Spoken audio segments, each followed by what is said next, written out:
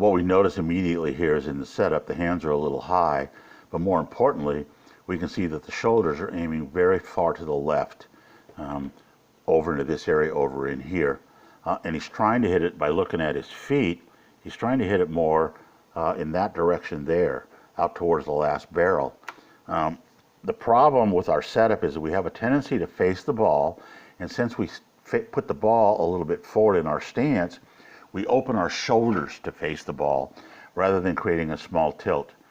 Rule of thumb says the lead arm has to appear higher than the trail arm it's set up for us to be successfully square or parallel to the target line.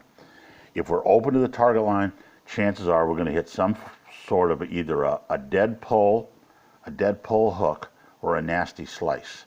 Very rarely are we able to square everything back up. Now we're going to back this up a little bit until we find where his lead shoulder starts to appear. See how the lead shoulder is appearing there?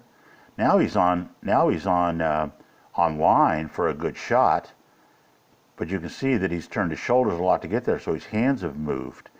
So let's go ahead and advance this now from this point in slow motion to see what we get. At this point now, I'd like to see the club, the toe up.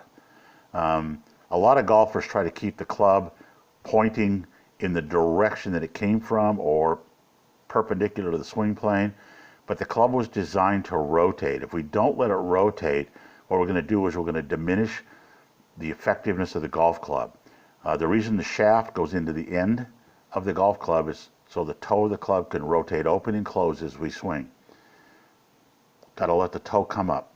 See, he never lets the toe come up. It's still closed. Now he's going to come over the top. Again, very common amateur mistake. Outside and over the top of the swing plane. You can see here how open the club face is. And he's going to make a shot that goes off to the right. That's going to happen. The one good thing about this is he can play that because he has extraordinary rhythm and tempo. I'm going to play the swing in fast motion, and what you're going to see is a really smooth, well-timed swing that his biggest improvement will come from his setup. So let's take it off, slow-mo, and just watch this nice swing. That's what we're looking for. We want to be able to hit it where we want, but the first thing we have to do is create a motion that is effective. Then we can change all those little things like the setup, where the club face is at quarterback, halfway back, all the way back, timing of the sequence of turning the club over. The first thing you need is a good setup. The second thing you need is good rhythm, tempo, and motion.